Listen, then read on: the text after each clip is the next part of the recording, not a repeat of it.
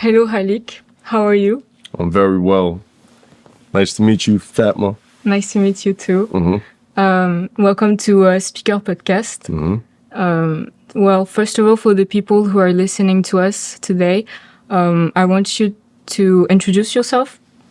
Okay. Yes, my name is Khalik Allah. I'm a filmmaker. I'm a photographer from New York. Very happy to be in Strasbourg. It's my first time here. And I've really developed a relationship with this place. And it's definitely somewhere that I want to return to in the future. Okay. So thank you for having me. And much love to Strasbourg. What did you enjoy the most during your trip here? Except the croissants. Oh, that's what I was going to say. I know. Well, no, the people are very kind. I was blessed to have a nice photo exhibition and to film my to show my films at Cosmo Cinema. Everything about it. It's been very nice. You know, it's good to leave New York sometimes and find a place like this in the world. So, I really enjoy it. Okay, so people might wonder, why are you in Strasbourg? And have you been to other places during this Europe trip? Yes, I'm on a European tour doing film screenings, workshops, photo workshops, lecturing, and it's just been like a tour, meeting many people. I mean, it began in Berlin in February. From Berlin, we took it to Switzerland, to Geneva. And then from Geneva, I went to Paris and then Madrid and then back to New York for a couple days. And then I returned to Saint-Croix. Okay, nice. I'm learning a little bit of French. And and now I'm here in Strasbourg. So this has been nice because all of this traveling, I've been able to settle into Strasbourg. I've been here for almost 3 weeks.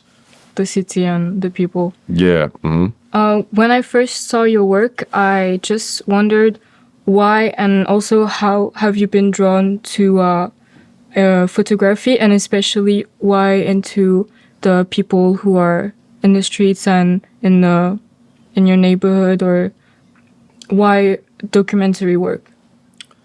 Well, from the age of 14, I got a camera. I got my first camera. It was a Hayek cassette tape camera. I was born in 1985, so I came up in the days before everybody had a cell phone with the ability to record high-quality video just off of their phone. So having a camera back then was very meaningful, especially in my crew. Amongst my friends, I was always recording things and documenting our life. So we used to skateboard. We were into breakdancing, graffiti, and I was the person that was recording it. Sometimes we would rap, and I was always just documenting it. Later on, I learned that I could actually edit this material. Once somebody showed me Final Cut Pro, it was maybe version 2, so this was a while ago, and they showed me the Razor tool, and they said, "Yo, this is how you cut video." And for me, that was an epiphany, because I said, okay, I could really begin to edit and chop up all of this material I've been filming all my life. But that just kind of propelled me into doing documentary work. It was just a natural extension of the camera work I was doing already. So I started off as a filmmaker, and later on I became a still photographer. So now I have a career in both photography and in filmmaking. So also that's why this tour has been very special, because I've been, showcasing both of those aspects of my creativity, and it's just been cool. I feel like everything is linked with kind of your intuition, just like with when you got the camera at 14. I feel like everything you do comes from your own intuitions, or do you also have some inspirations from people you know, or from other artists who might inspire you? Well, you asked me, like, why do I take the type of pictures I take, or, well, really it just comes from my impressions of New York City. I'm inspired by many artists, from Nobuyoshi Araki to Dado Moriyama to William Eggleston, Robert Franks. There's just so many people, and also so many filmmakers, even the music video director, Hype Williams, and his cinematographer, Malik Saeed. Also the photographer, Jamel Shabazz.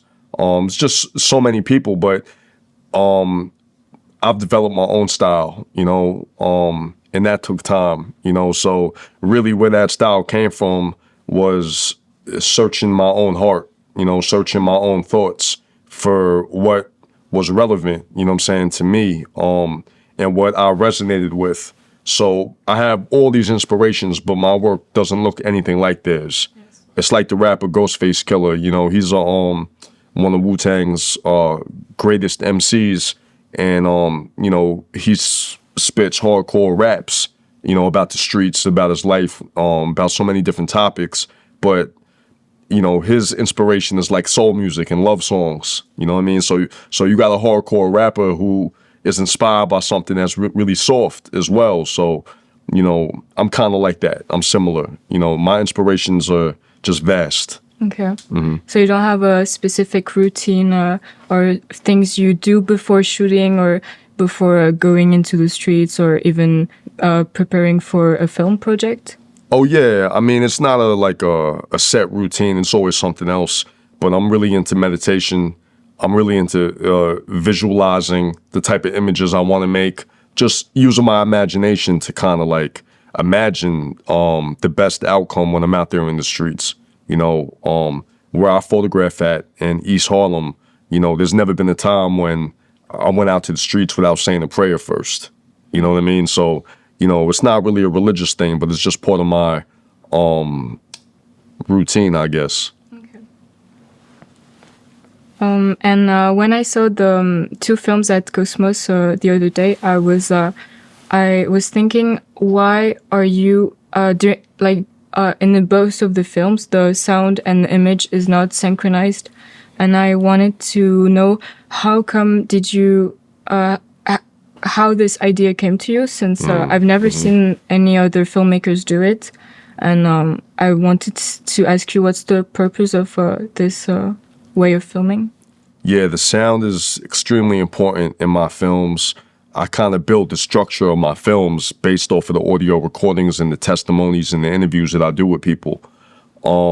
Initially, it wasn't really so much of me just trying to be creative. Initially, it was because the camera I was using, when you shoot in slow motion, it doesn't record sound.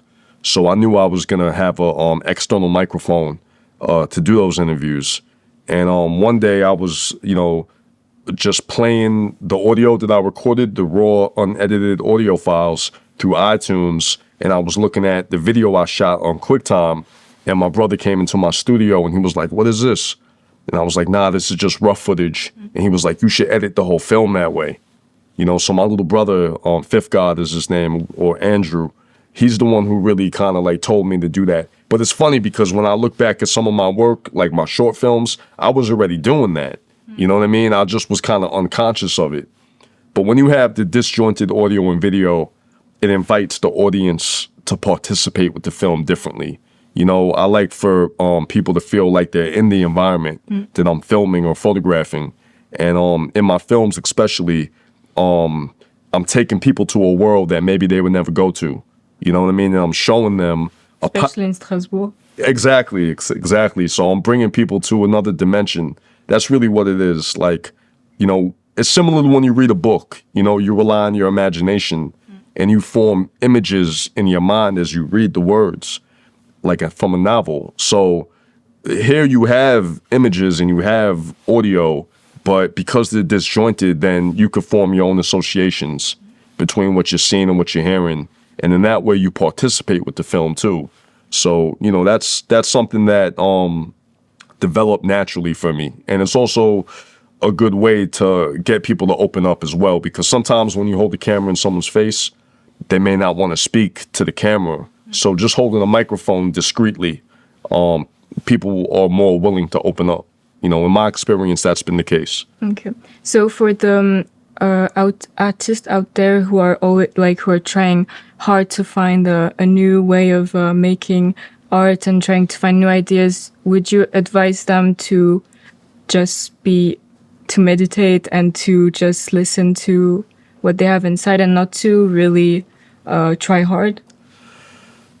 Well, my advice is first love it. You know what I'm saying? Really love the idea of being a photographer, and then assert to yourself that you are a photographer. That's what I did. You know what I mean? When I first got my first film camera, I knew that night, my dad had given me a camera. And that night I kind of declared to myself, oh, I'm a photographer now.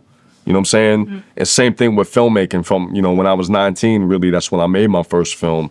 And from there, I knew I was going to have a life in film. So it was something that, like an agreement that I made with myself, but it was based off of love, my love for visual arts, or my love for the moving image and telling stories visually. A lot of my friends are rappers. You know what I'm saying? I wasn't able to be a rapper. Like, I didn't have that talent. But I'm a visual MC. You know what I'm saying? I'm rapping with images. You know what I'm saying? My visuals are my lyrics, my pictures, my films. It's a way to be lyrical, and that's why my films are very musical, without having music in them, such as like Field Niggas and Black Mother. I didn't really use any music. But no, my advice to young artists is to study, the greats of that art form, you know what I mean, and learn from them. But don't try to like duplicate what they've done. Develop your own voice, develop your own style, but get the inspiration from photo books and from films. And then, think, what can I contribute to this world of cinema? What can I contribute to this world of photography? And that may come from thinking about how you were raised, the city you were born into, the relationships you have. You could get inspiration from all of those things. But just develop your own voice. And it doesn't happen overnight. Sometimes it could take years. And I also wanted to ask you, what is the parallels between the New York, the Harlem neighborhood you're filming, and when you went to Jamaica, did you have the same? Did you process the same way as you did in making a film in New York? Well, when I made Field Niggas, which I think that's what you're referring to, the first film that played at Cosmos, I had been photographing that corner for 3 years prior to making that film. So I had already built up so many relationships throughout the time of just taking photographs. So the film became an extension of the relationships that were formed through the trust that, manifested throughout the 3 years of just taking photographs. Jamaica was different because instead of just one intersection like I did in Harlem, it was the entire country. I was painting a completely different picture, but it's always the same approach when I meet strangers and when I meet people who I want to involve in my film. I introduce myself. I tell them about the work that I make. I may even show them some samples, and I try to just develop trust so that people feel confident to open up to me. Because my work is very intimate, and the people in my films, they're sharing a lot. They're very generous with me. But that comes from, in a way, disarming them and letting them know I'm looking for the truth. You know what I'm saying? And a lot of the people that I interview, the average people just walk past them and don't really give them time, or maybe even are afraid of them. You know what I'm saying? So I let them know, like, it's like a compliment, like, yo, your story is very valuable. Your story is important to me. And I just want to be a vehicle to bring your voice and some of your history to the world through my films.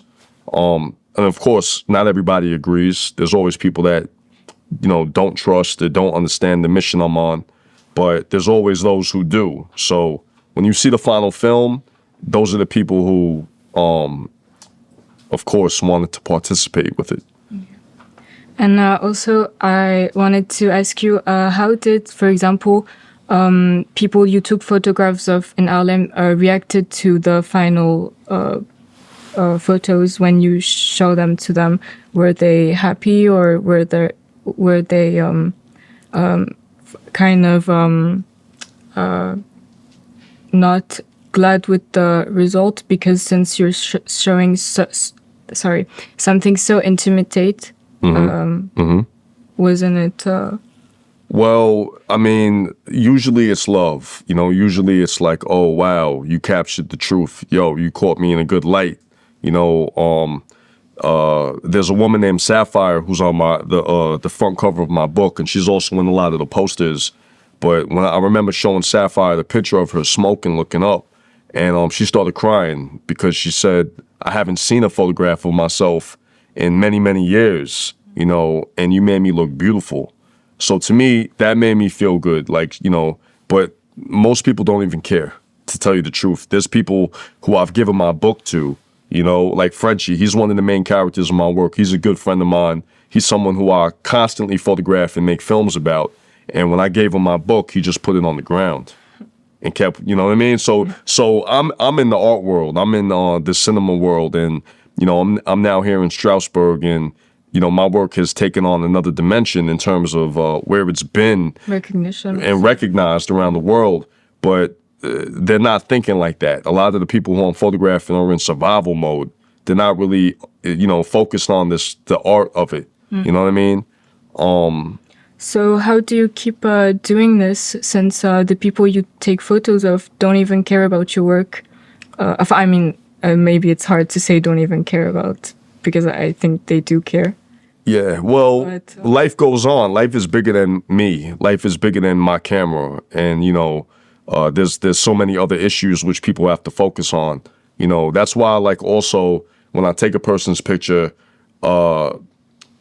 after 1 or 2 clicks of the shutter, they're not even focused on the camera. Most of the pictures that end up working are the ones that I take at the end. You know what I'm saying? So first somebody may be posed, and then I'll press the shutter, and a moment or two later, I'll take another picture, and that's the one that I end up using because there's something going on in the background, and they have to pay attention to that. You know what I mean? But I go on based off of my own inspiration, based off of my own desire to tell stories and to make work. I don't really look for even my subjects to, give me a pat on the back or say, oh, such a good picture. I don't really wait for that. I'm just in love with filmmaking really first, you know what I'm saying, and photography first. But it's been over 10 years that I've been able to take these images, and I give thanks that, nothing bad has happened. I've never gotten into a fight in the streets. And I really, that just comes from being righteous and being honest. You know what I mean? In the beginning, I was telling people, these images are going to end up in a book. And when that book actually happened, I was able to give it to people. Some people cared, some people didn't care. But at least they know it was published and it actually happened. You know what I mean? Mm. And something also I wondered, when you start to have so much recognition and so many exhibitions. Now you have this European tour. I was thinking, if I was in your place, I will feel kind of weird, because going then back to Harlem and seeing that everyone is still in the survival mode, don't you feel like disconnected with them because of that? How do you feel about this? Well, that's really what my third film, I Wow, was about, because, I made 3 films, Field Niggas, Black Mother, and I Wow. And of course, I'd made other films, dealing with hip hop, you know what I'm saying, before that. But, after Black Mother, which kind of propelled me into a higher degree of recognition with my work, I did feel a little disconnected from the streets. And then I had to return to the streets to make that film, I Wow, which is a very personal project. So that was also something it'll never leave me. You know what I'm saying? I'm forever part of that fabric, from the street corner. That's just part of me growing up through Jamaica, Queens, Long Island, there's hoods like Bellport and Coram, and Hempstead, these are places that left a big impression on me because I grew up in New York, Queens, Harlem, Brooklyn. It's just made me who I am, gave me the personality that I have and the outlook, the worldview that I have. So no matter where I go, I remain true to my foundation, But yeah, I love to return to the streets because, like I said, people don't really care. It's not like I'm some famous photographer walking around. I'm just another person with a camera. You know what I mean? But to those who know me, I'm special to them because they understand the mission, because there's been so many conversations. It's not easy to take a person's picture. Sometimes it's a 20-minute discussion with the person I'm photographing, and it becomes like a therapy session. You know what I mean? Both for them and me.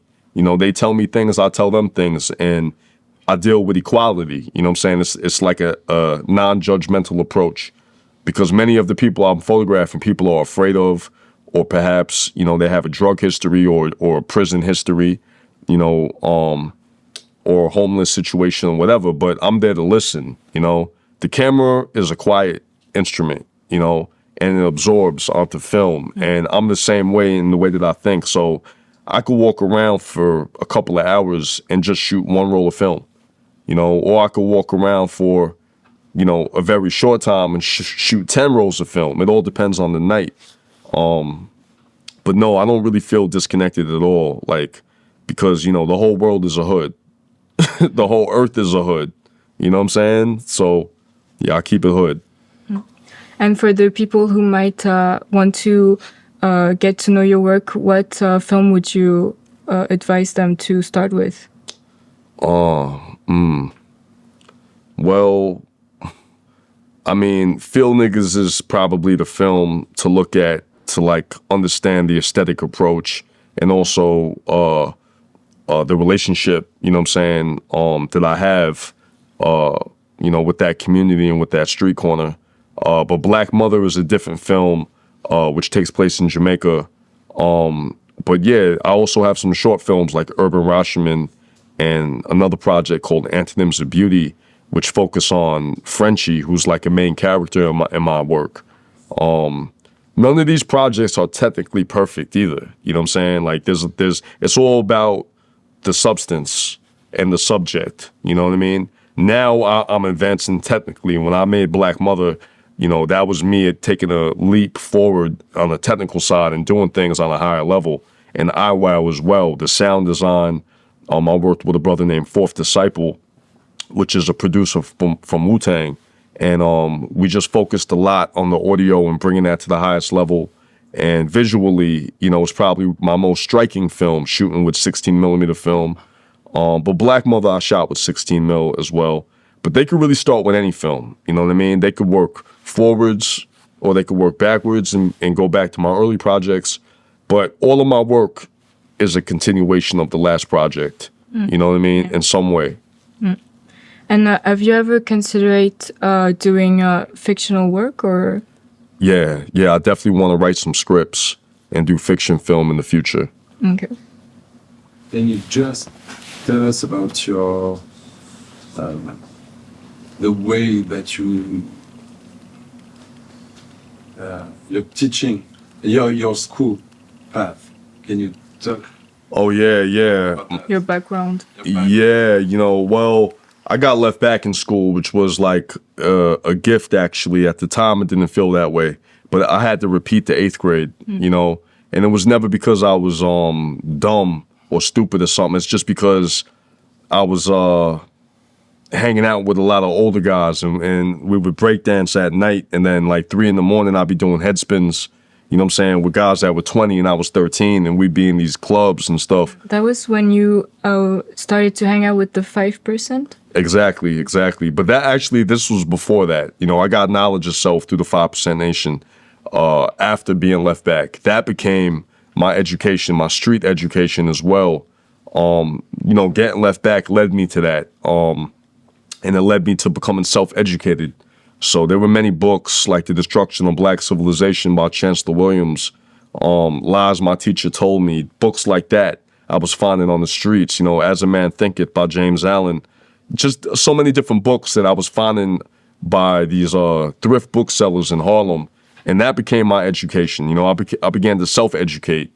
And at that point, I would see the corner that I photograph on now, you know, 125th in Lexington, but I had no business over there, you know what I'm saying? So I also would avoid it because there was so many police and drugs and things of that nature. So I really didn't look at it in the type of way that I became to look at it much later when I picked up the camera. But getting left back in school was a blessing because it really was a wake-up call where I said to myself, you know, I'm indebted to my own self to educate myself. I can't depend on the school system. I don't even trust the school system, you know. In the U.S.? In the U.S., you know, probably anywhere. Like, who knows what type of stuff they feed you in school.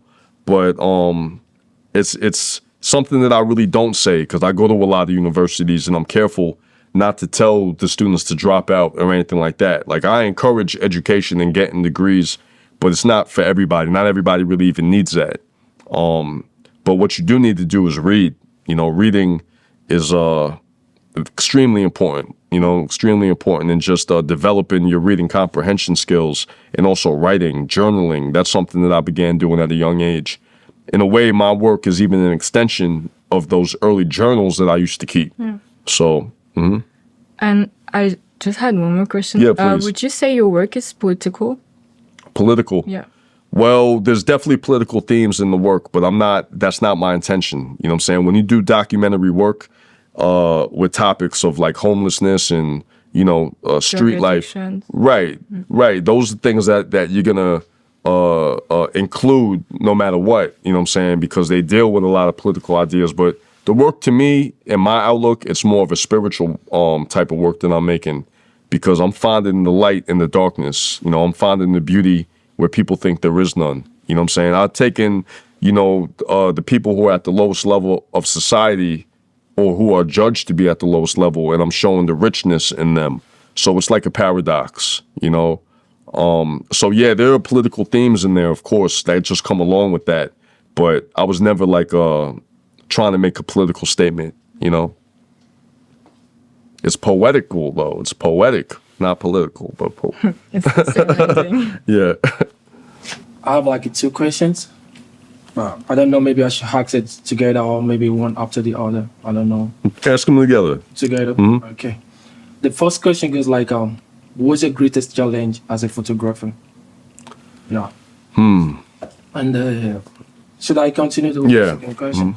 So the second question is like, your work in New York so far and other American city, and then compared to the one in Europe, your Europe tour so far.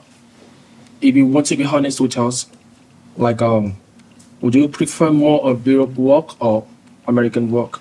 If you want to be honest with us. Well, the greatest challenge of being a photographer is developing your own style, and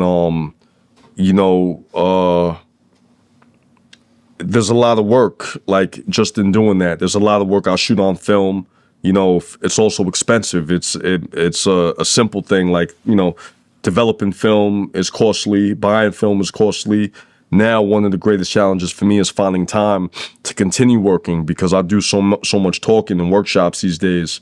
But that's just been like in recently. The last time I was really truly in the streets photographing every day was like summer of 2022. So, sometimes I feel like I miss that part. I miss being in the streets, or I miss even developing film in the kitchen, but that takes time too. One of the hardest things about being a photographer is developing patience.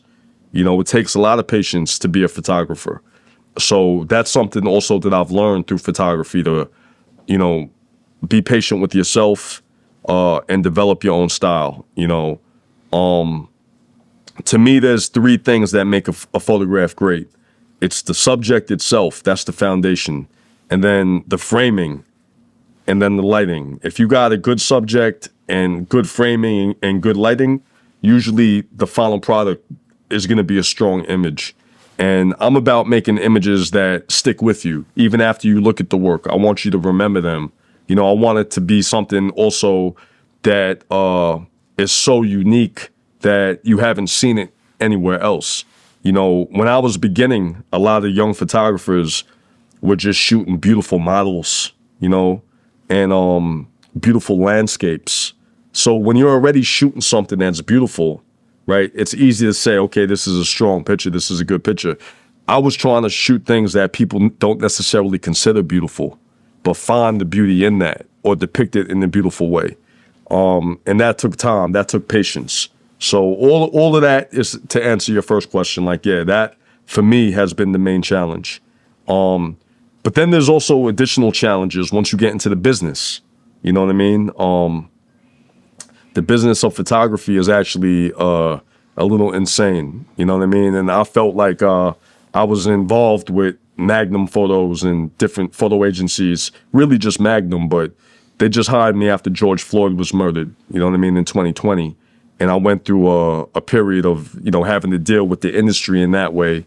That's also why I'm so happy to be exhibiting my work here in Strasbourg and recently in Portugal on my own after having left that agency, to still be achieving a degree of success just through my own, you know, abilities without having this infrastructure of an agency trying to tell me what to do or what to shoot and suggest that I go to Ukraine and film some stuff that is not really something that I really want to shoot. You know what I mean? I photograph a different war, you know, a war on the people, on black people in America that's been going on for over 500 years now. So yeah, the business of photography is actually one of the main challenges, but I'm not really involved in that. You know what I mean? at this point, you know, I was falling out of love with photography when I was around all these old men who were trying to tell me what photography is. And I was trying to tell them photography is a new art form. You know, theater, dancing, music, painting, these art forms are thousands and thousands of years old, but the camera, right, to take pictures has only been around for less than 300 years. So photography and filmmaking, we're still at the beginning of it. We don't even know what it is yet. You know what I mean? These are the beginning, when they're not even 1,000 years old. So there's so much room for innovation. So I keep an open mind and I keep pushing myself to make something I've never seen before and to really learn what photography is. You know what I mean? Now, the second question, if I were to shoot in Europe, I would really have to find a subject matter that was important to me, because it takes time to work with the story and to develop a story, right? And in order to do that, you got to really be attracted to that subject, you know? So I think if I were to explore more and see some things that were like really important to me, and I develop those sort of relationships around it, then I can make good work, you know, in Europe. I have a couple ideas. There was a time I was in Marseille about 9 years ago, and there were like a lot of people jumping off of the cliffs into the ocean or into the river. And I was actually writing a little script about it. Nothing ever happened with that, but maybe one day I'll revisit that. So that means for now, you still prefer to stay in your lane, like stay in America to do your thing. Yeah, and Jamaica as well. You know what I mean? Like, you know, I was born in America, but I'm a dual citizen with Jamaica and America. My mother's from Jamaica, so from a child, I was always visiting Jamaica. So to tell a story like I did in my film Black Mother, it came naturally because I have a umbilical cord connecting me to the island. You know, my work, when you see my films, you'll see they're personal projects, and they come from a deep place within me. It's hard to tell a story about something I don't know anything about, but eventually I will, you know what I mean? As I continue to grow and learn and read and experience different parts of the world, I do want to evolve into many different landscapes of storytelling. So I don't see any limits, you know what I mean? I don't really put any limits on myself, but I would say, like, you know, I'm still a baby. I'm a baby photographer. I'm a baby filmmaker. Even though I've achieved success and recognition, I still feel like there's always room for improvement. There's always room for growth and development. So, you know, at this point of this recording, I'm 38 now. I've seen a lot of photographers make their first film at like 56, even 60, even, you know what I mean? So I'm in an art form where there's no age limit, you know what I mean? And you could, you know, you could develop your style deeper in your 40s, and, you know, so yeah, you know, maybe I will do something in Europe. Europe there's so many countries here, and there's so much diversity, and there's so much culture and interesting things here, you know. Yeah, hopefully. Okay, thank you. Des questions? Yeah. I was wondering, you were telling about patience, framing, and lighting, and subjects, and all of this. I was wondering how many time passed by between your first time in the street with the camera and the time when you look at who you look at one photograph, one frame, and you're like, okay, I got it. Maybe years. You know, in the beginning, I was shooting black and white photographs in the Lower East Side of Manhattan. I mean, my original work, though, was in Harlem. You know what I'm saying? When I was 19, that's when I made my first film called The Absorption of Light, and it had to do with a nation of people called the 5%ers, the 5% Nation. That's where I really got my education from.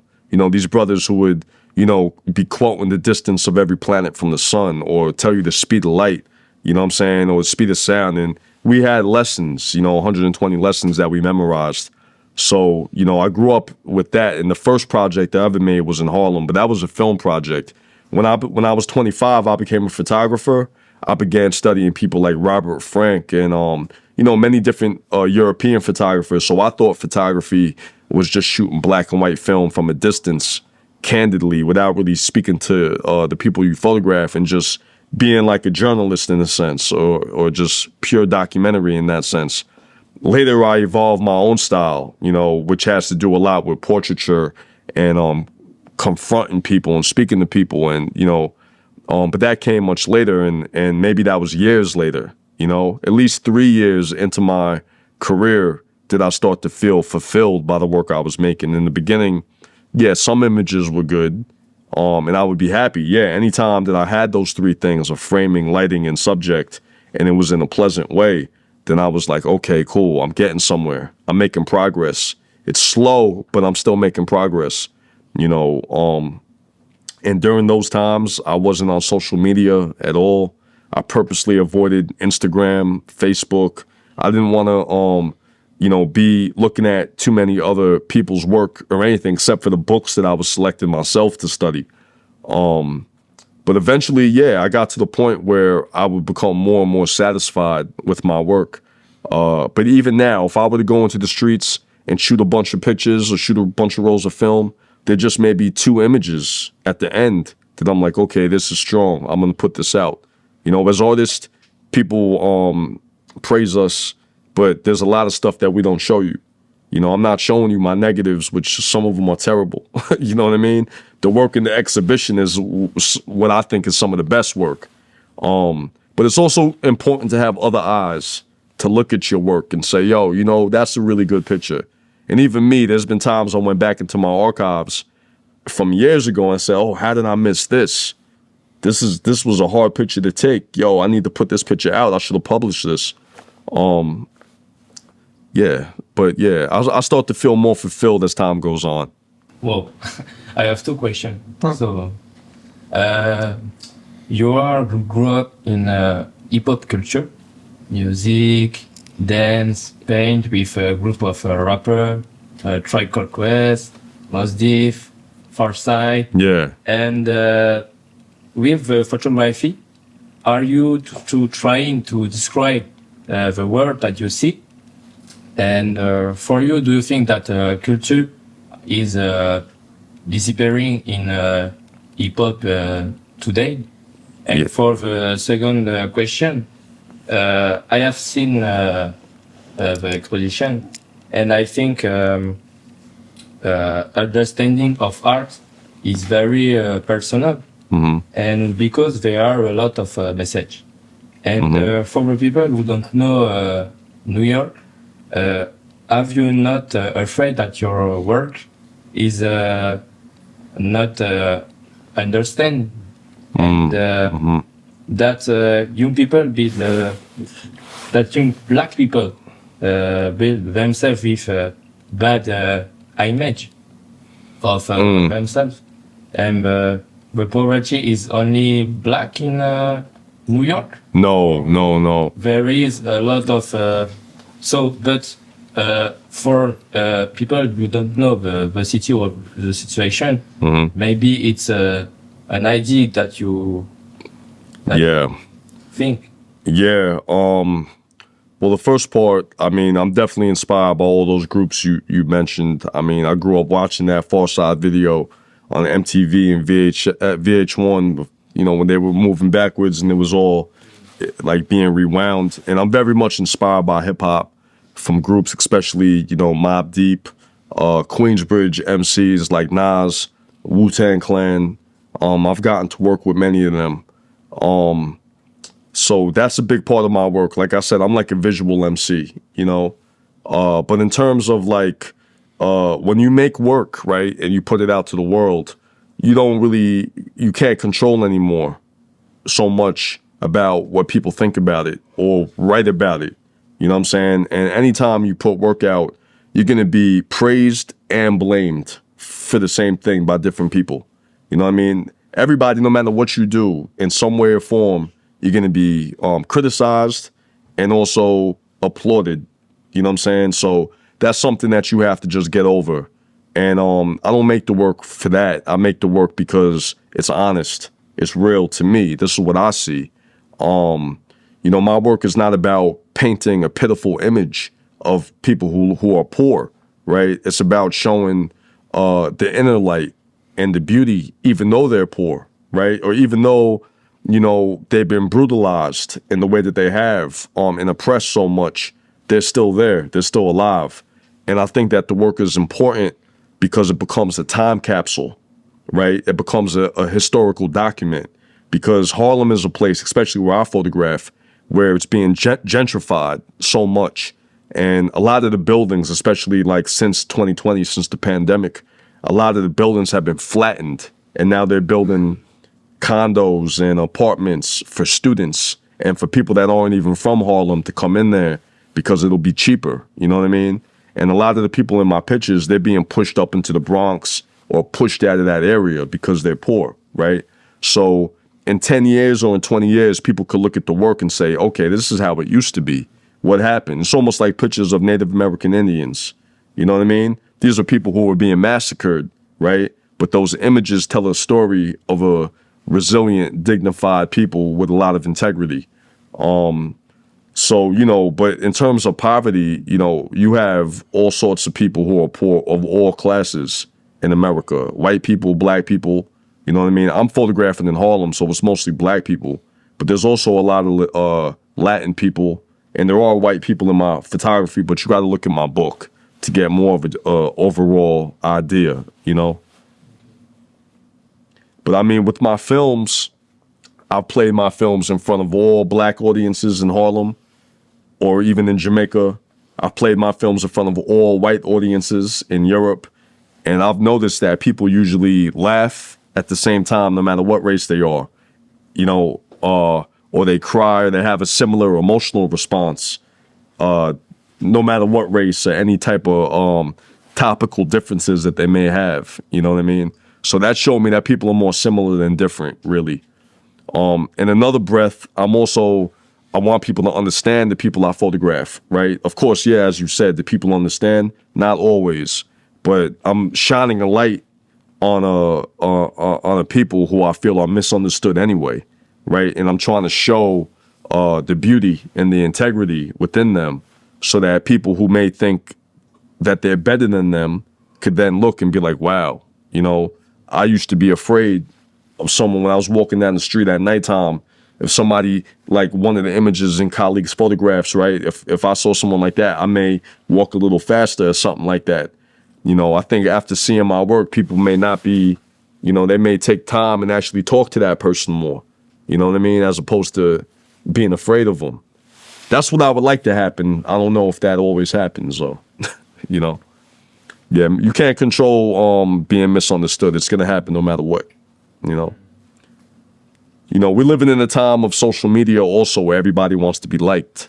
You know what I mean? On social media, you got the like button, right? Everybody wants likes to be liked. But the truth is, some of my favorite music was unpopular, right? Some of my favorite films have a 1 star, but it was a great film, but nobody liked it. You know what I mean?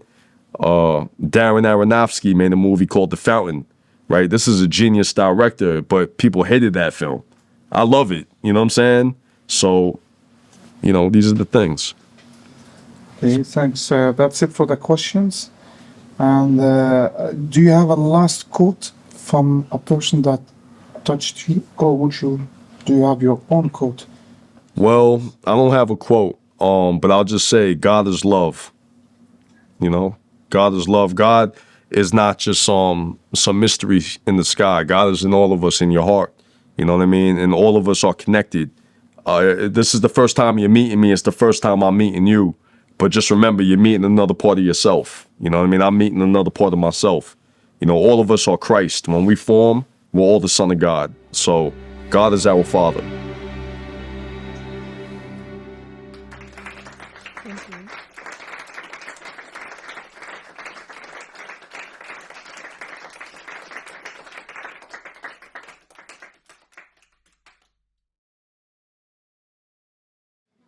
Fatma, merci beaucoup. Ah, merci à On peut vous. applaudir Fatma. Ah non, merci à vous.